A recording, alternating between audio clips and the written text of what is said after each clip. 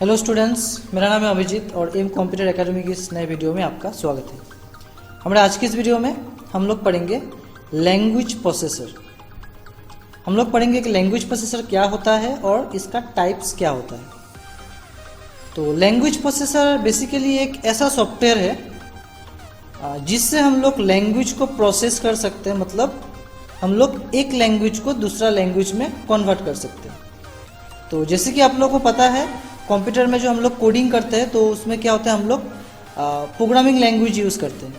तो programming language जो हम लोग यूज़ करते हैं उसमें क्या होता है, हम लोग इंग्लिश अल्फ़ाबेट का यूज़ करते हैं और न्यूमेरिक का यूज़ करते हैं। लेकिन ये जो इंग्लिश अल्फ़ाबेट्स और न्यूमेरिक है, ये जो लैंग्वेज है एक कंप्यूटर को समझ में नहीं आता है। कंप्यूटर को क्या समझ में आता है, सिर्फ मशीन लैंग्वेज जो कि बाइनरी कोड में होता है 0 और 1। तो हम लोग कोडिंग करते हैं इंग्लिश में, इंग्लिश अल्फ़ाबेट्स में, और इसको कन्वर्ट करना है बाइनरी कोड में, दैट इज मशीन लैंग्वेज में कन्वर्ट करना है। तो ये जो कन्वर्टर होता है इसको बोला जाता है लैंग्वेज प्रोसेसर। तो चलिए इसको हम लोग एक एग्जांपल के साथ समझ लेते हैं।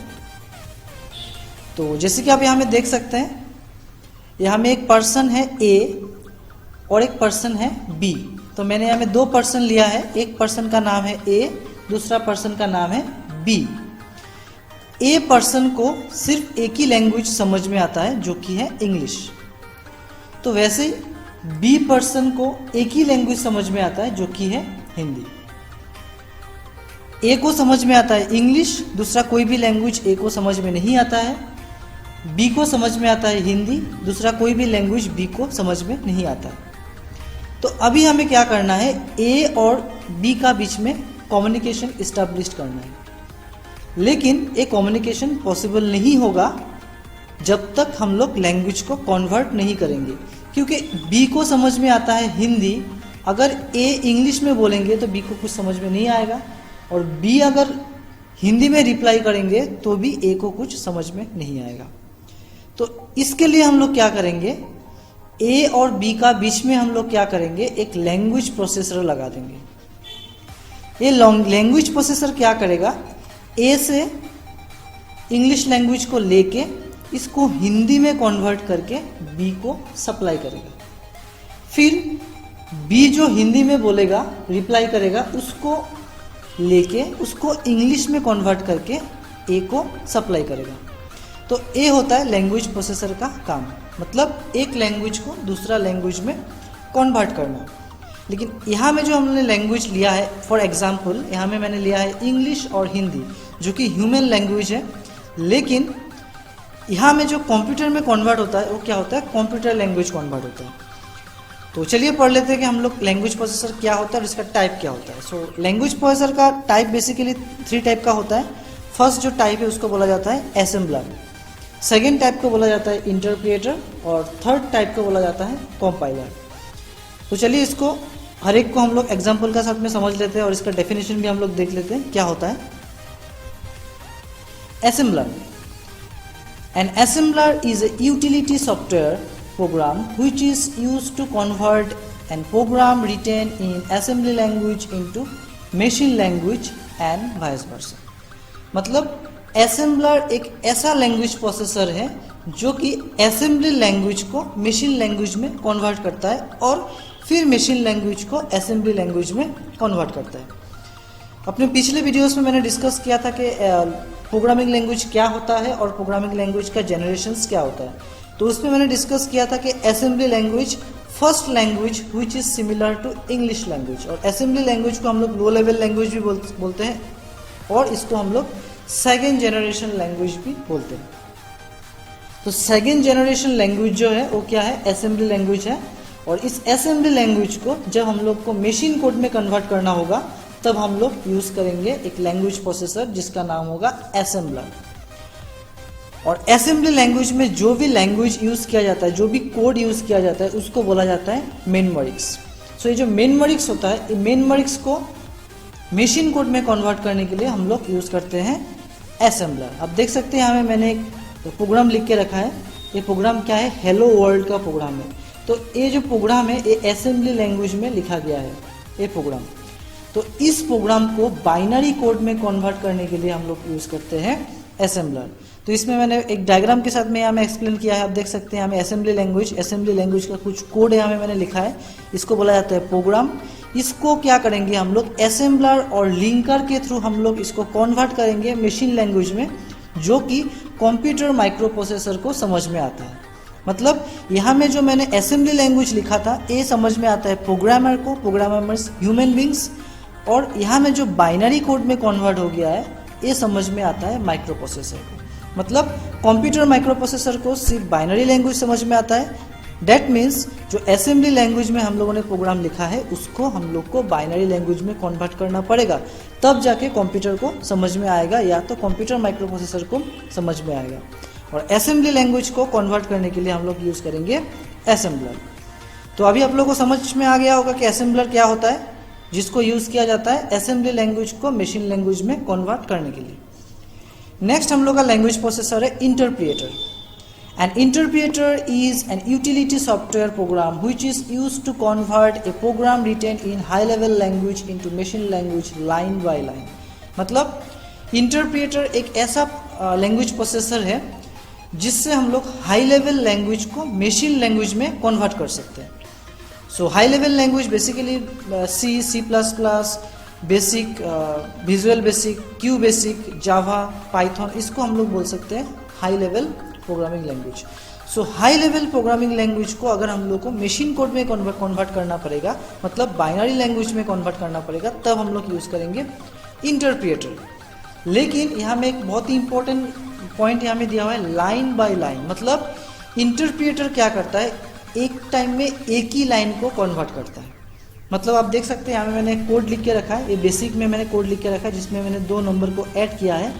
तो यहाँ में मैंने लिखा है auto 10 CLS 20 let A equal to 10 30 let B equal to 20। So interpreter क्या करेगा, एक कमांड को, ये जो मैंने प्रोग्राम लिखा है इस प्रोग्राम को कन्वर्ट करने के लिए एक एक लाइन को एक ही टाइम में कन्वर्ट करेगा। मतलब एक लाइन को कन्वर्ट करेगा, उसका आउटपुट आएगा, फिर सेकेंड लाइन को कन्वर्ट करेगा, फिर उसका आउटपुट आएगा, फिर थर्ड लाइन को कन्वर्ट करेगा, उसका आउटपुट आएगा।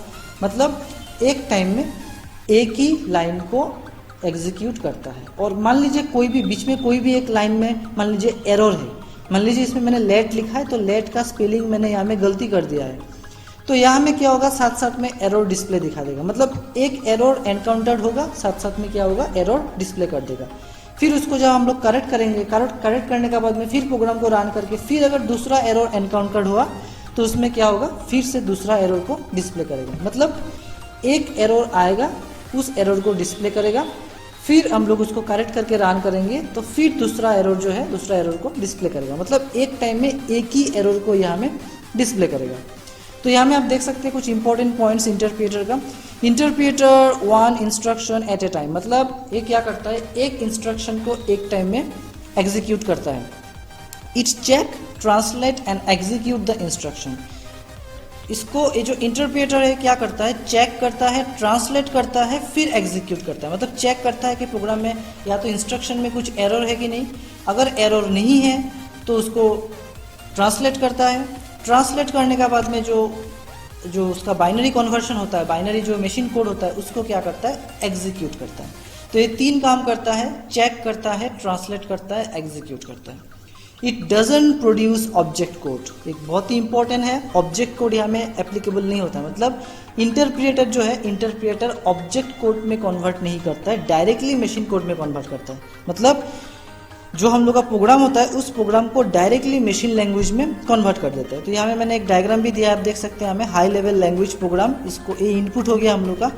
ये क्या होगा, इंटरप्रिएटर इसको कन्वर्ट करके आउटपुट करेगा और रिजल्ट ऑफ प्रोग्राम एग्जीक्यूशन, मतलब इसका जो प्रोग्राम का जो आउटपुट है ये आउटपुट क्या होगा, यहाँ में डिस्प्ले करेगा। मतलब इंटरप्रिएटर क्या करेगा, प्रोग्राम को हम लोगों से लेके उसको कंप्यूटर का अंदर में उसको बाइनरी कोड में कन्वर्ट करने का बाद जो आउटपुट होगा उस आउटपुट को फिर से क्या करेगा, प्रोग्रामिंग लैंग्वेज का जो रेस्पेक्टिव फॉर्म है उस फॉर्म में इसको डिस्प्ले करेगा, डिस्प्ले करके मॉनिटर स्क्रीन में हम लोग को दिखाई देगा।